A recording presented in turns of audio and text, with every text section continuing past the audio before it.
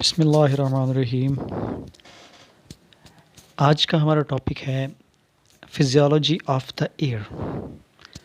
और ये होता कैसे है, जब हम कोई साउंड सुनते हैं, कोई आवाज़ सुनते हैं, जिससे वो लहरों की शक्ल में हमारे कानों के नज़दीक आता है और वहाँ से एक कैनाल, जिसको ऑडिटरी कैनाल कहते हैं, वहाँ से ये लहरें दरमियाने कान में मौजूद एयर ड्रम के साथ टकराती हैं, जिसकी वजह से उसकी सतह पर वाइब्रेशन पैदा होती है। और यहाँ पर मौजूद 3 किस्म की हड्डियाँ, छोटी हड्डियाँ जिन्हें मैलियस, इंकस और स्टेपिस कहते हैं, ये आवाज़ की लहरों को बढ़ा देती हैं और इस तरीके से ये कॉन्क्लिया को स्टिमुलेट करती हैं। कॉन्क्लिया एक राउंड शेप कॉइल शक्ल का एक ऑर्गन होता है, जिसके अंदर एक फ्लूइड होता है, जिसकी वजह से उनके उस फ्लूइड में वाइब्रेशंस पैदा होती हैं।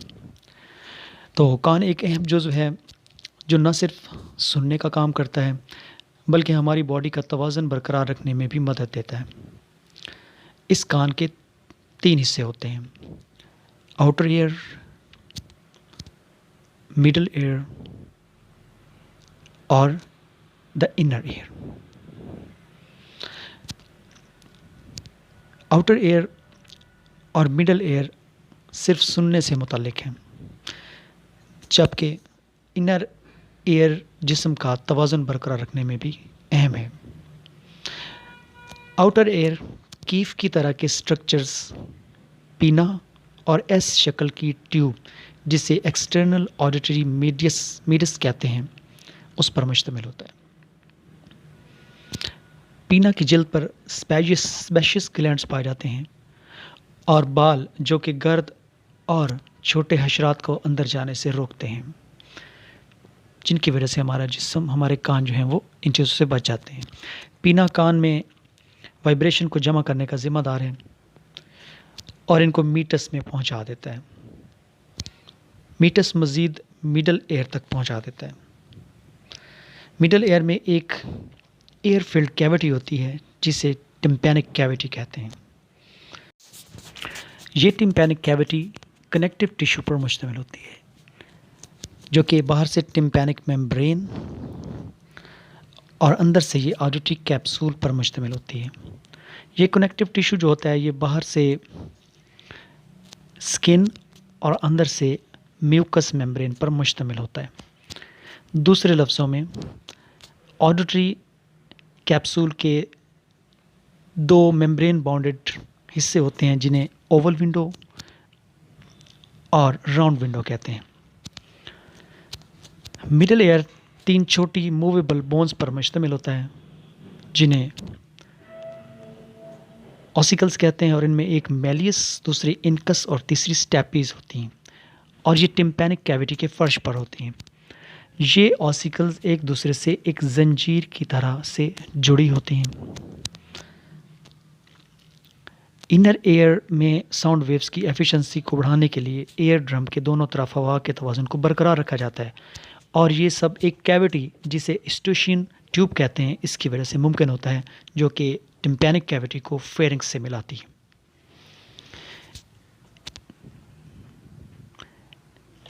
इनर एयर एक पेचीदा किस्म के इंटर कम्युनिकेबल चैम्बर्स और ट्यूब्स पर मुश्तमिल होता है, जिन्हें लेब्रिंथ कहते हैं।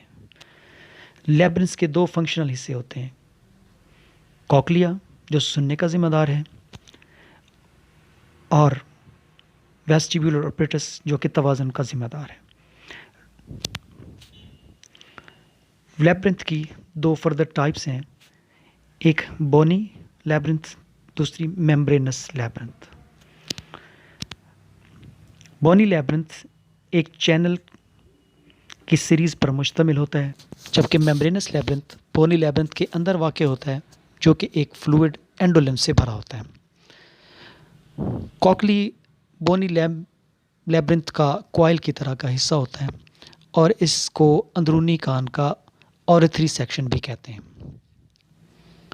कॉक्लिया की 2 तरह की मेम्ब्रेन होती हैं, और इनमें रीजनस मेम्ब्रेन और बेसिलर मेम्ब्रेन शामिल हैं। ये रीजनल मेम्ब्रेन और बेसिलर मेम्ब्रेन को एक ऊपर वाले सेक्शन, जिसे स्केला वेस्टिबुलाई कहते हैं, उसमें तकसीम कर देती है, और नीचे वाले सेक्शन जिसको स्केला टेम्पनाई कहते हैं उसमें तकसीम कर देती है। ये दोनों पेरिलिम्फ से भरी होती हैं, स्केला टेम्पनाई में तकसीम करती हैं और ये दोनों पेरिलिम्फ से भरी होती हैं। आइए ज़रा देखें कि मेम्ब्रेनस लैब्रिंथ कैसे काम करता है। ये स्केला वेस्टिबुलाई और स्केला टेम्पनाई के दरमियान स्पेस को स्केला मीडिया कहते हैं और ये एंडोलिम्फ से भरी होती है। लैब्रिंथ में मौजूद फ्लूइड सॉफ्ट स्ट्रक्चर को आगे धकेलता है और लहरों को ऑर्गन ऑफ कॉर्टाई में पहुंचा देता है। Organ of Corti Scala media में पाया जाता है, जो कि बुनियादी तौर पर साउंड को रिसीव करने का ज़िम्मेदार है। ये हेयर सेल्स पर मुश्तमिल होता है और ये ऑडिटरी रिसेप्टर सेल्स के तौर पर भी काम करते हैं।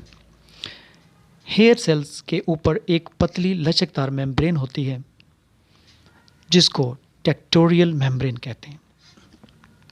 हर हेयर सेल के ऊपर सीलिया होते हैं जो कि टेक्टोरियल मेम्ब्रेन से जुड़े होते हैं, जिसका नीचे वाला हिस्सा नर्व जो कि एफरन नर्व कहलाती हैं उनसे एफरन नर्व फाइबर्स के ज़रिए से जुड़ा होता है। अंदरूनी कान एक कम्प्लेक्स सिस्टम पर मुश्तमिल होता है जिससे वेस्टिब्यूलर अपरेटस कहते हैं, जो कि बॉडी के तवाज़ुन को बरकरार रखने में हमारी मदद देता है। ये कॉक्लिया के ऊपर पाया जाता है और ये 3 सेमी सर्कुलर कैनाल्स पर और ऑटिलिथ पर मुश्तमिल होता है, जो कि सैकुली और यूट्रिकल पर मुश्तमिल होता है।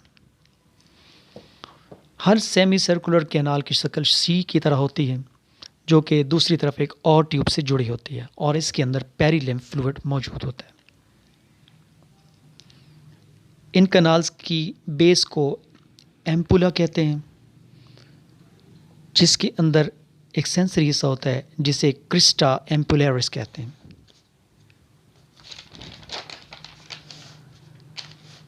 स्केली और यूट्रल के अंदर भी एक फ्लूइड होता है जिसे मैक्यूला कहते हैं।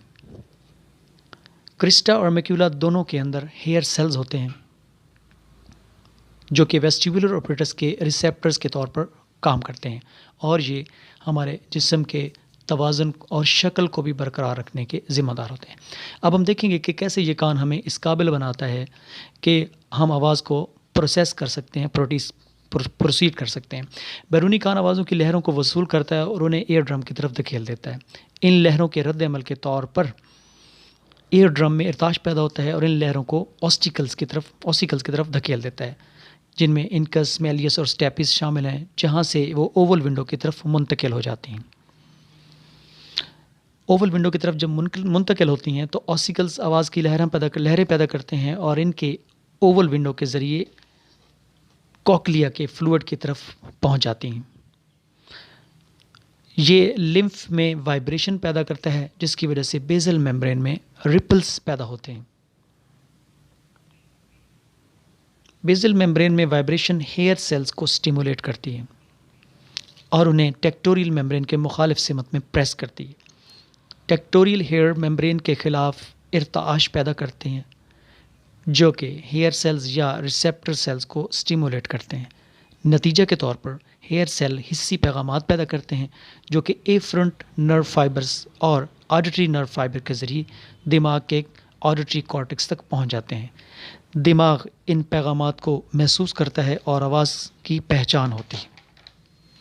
इस तरह से कान जो है वो ऑडिटरी सिस्टम में एक अहम किरदार अदा करते हैं और हमारी बॉडी के तवाज़ुन को भी बरकरार रखने में बहुत अहम किरदार अदा करते हैं। इस तरीके से हम सुनते हैं, समझते हैं कि किसकी आवाज़ है, कैसी आवाज़ है और भारी है, कम है या पतली है, और हमारे तवाज़ुन भी बरकरार रहता है। बहुत शुक्रिया वीडियो देखने का। अल्लाह हाफ़िज़।